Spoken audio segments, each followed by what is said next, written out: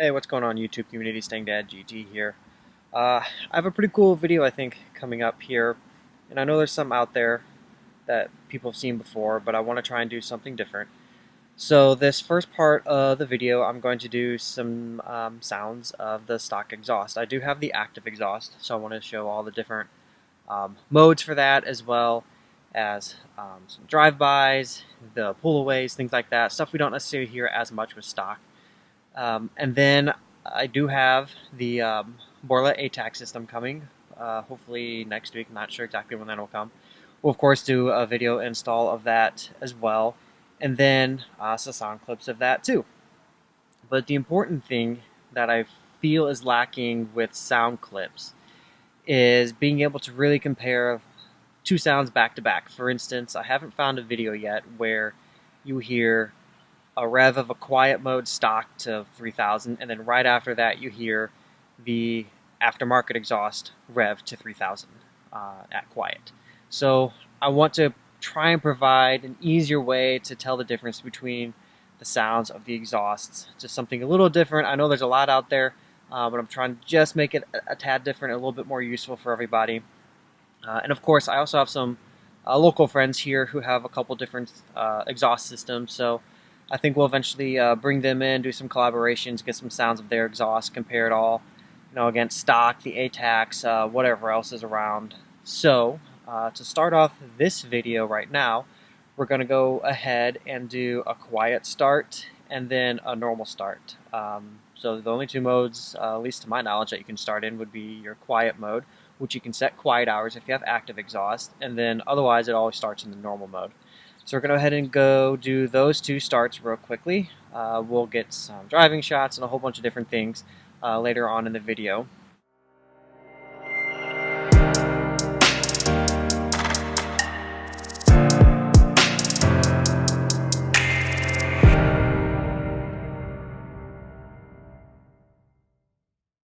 Hi guys, welcome back to Staying Dad GT, and today we are going to be technically installing all of this from a little help from my dad's friend. And we unpacked this huge box with Borla, and we got a hat, and we got all of this. Here's the hat. So as my daughter so kindly said, we are here with my buddy Jake. Hi. Why don't you give everyone our lighting sucks here, switch. Let's give everyone your Instagram, and I'll type it out here on the video. I'm at ziptie_st. Yeah, and I have a Focus ST Fold 2.3 build, and give it a follow. I think you guys will see some more of Jake on this channel as well. Little snidbit in about 2 weeks. He's going to be doing a ceramic coat onto this guy. And I think it's going to look pretty sweet. And we're going to actually work, and I'll put a card up for the retrofitting video I did. We are going to work on his headlights and do a pretty sick build on his headlights for retrofitting. So those will be on the channel. So I do want to thank him for coming out, and hopefully we'll see some more of him. And anyone who's local to here, we can definitely hook you up with, either the ceramic. He does a lot of different stuff, wraps, plasti dip, mechanical stuff. I mean, pretty much a one-stop shop. So let's get on with the video. So we've got the car jacked up here. Not as good as having a lift, but we work with what we have. So we're gonna get the process started. All right, so if you look right here, you need to unhook this. This is for the active valve, which is over here. So the tab in this hole right here to the left of the back hanger is where you undo the wire for the active valve so that it is free on both sides. And here's the one on the other side.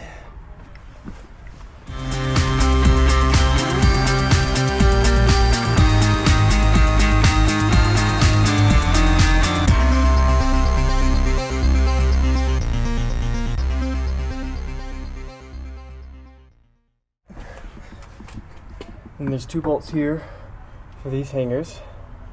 Undo those, and then you lift up on this and just turn it so that we can pull off of this hanger and then pull it down.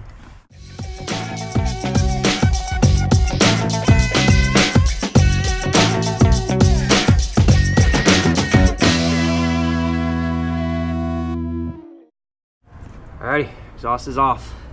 Next step, the active motors. We're gonna have to take these off. Stock hangers.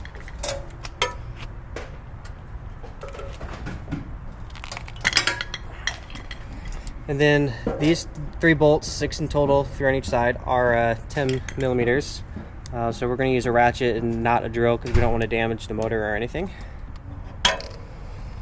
You can see there's a spring here, so we need to make sure that that's lined up the correct way with the 2 notches. So you can get close. There's 2 notches in here. So I believe right here and right here will sit in the notches. So you might have to put your hand up into the pipe and put the valve into the open position when you install the active valve here. And I don't know if you can see in there. Probably not because the lighting sucks. There we go. So we're in open. And you can see where the notches are in the open position. So you want to make sure it's on the same thing here. One other thing you do want to do is make sure that, just to be safe, the active motor from the left side or the driver's side, keep it on the driver's side, just to be safe. So they're not necessarily side specific, but it's probably better off to do that. We took it apart because one of the things on the spring was not in this notch there, so you just want to double check that it's in the notch, otherwise it's not going to function properly.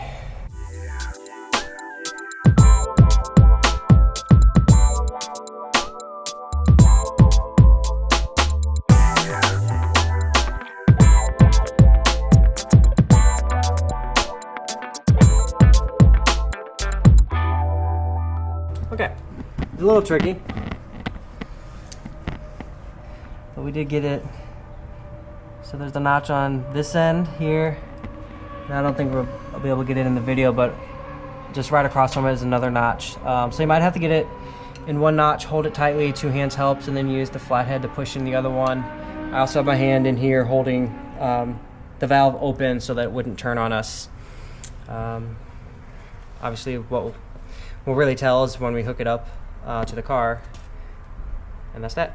So we're gonna, for fun, start the car without any muffler.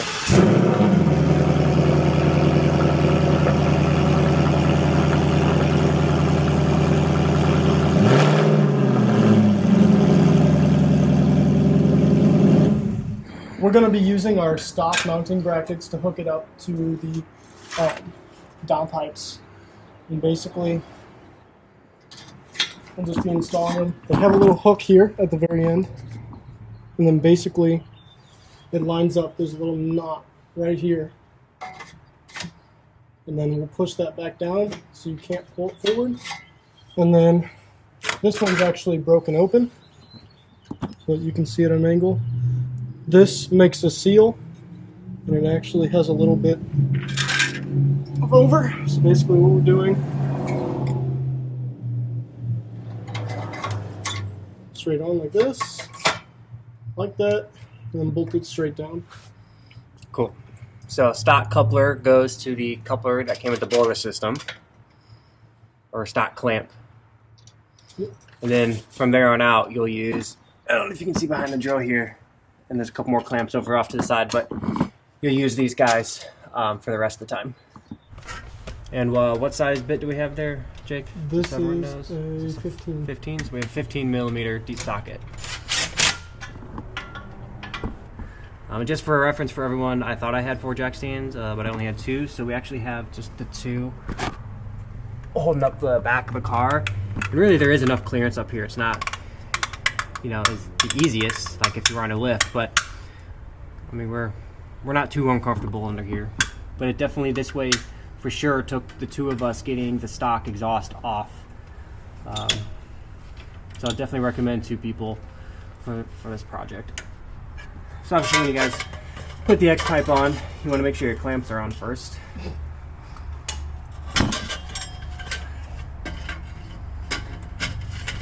And then when you tighten them down, you can just leave the bolts pretty much parallel to the ground.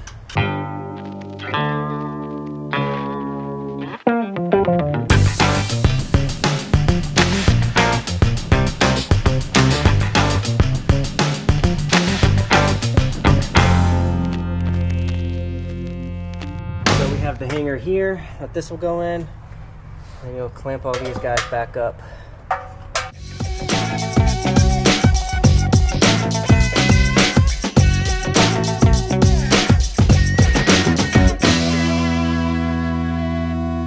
So you can see here, there's a little give. So you just want to make sure, that's why 2 people helps. You hold it where you want the pipes to be so that it's even, not droopy. And then you can tighten both this down and then also where the muffler goes to the mid pipe, and then also then tighten where the mid pipe goes to the X pipe.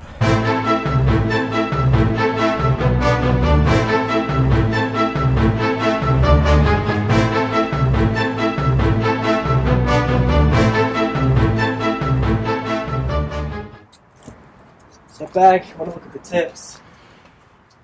They all look like they're pretty even. Made from here. And then we'll know better once it's on the ground. One thing I do recommend is, as long as it's safe, starting it up and making sure the valves are working. So we can get the first real start up here.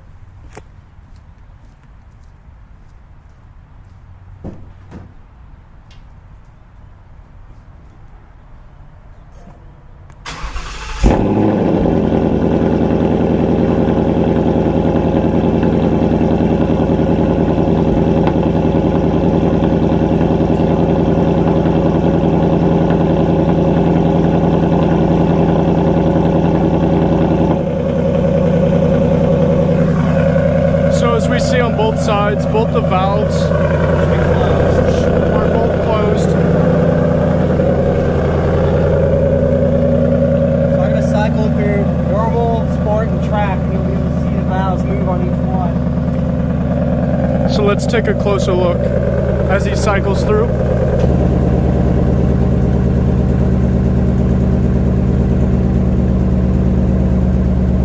So at full straight, that's full track mode.